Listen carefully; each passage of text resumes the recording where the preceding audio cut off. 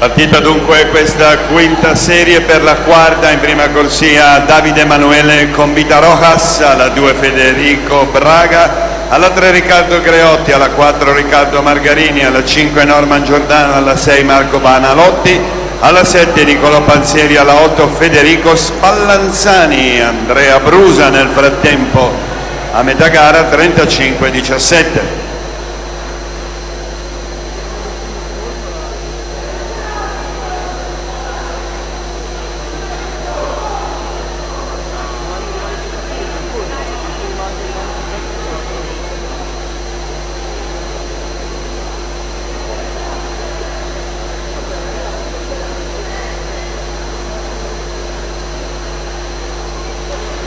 L'epilogo di questa quinta serie, Andrea Brusa chiude in 1:12:41.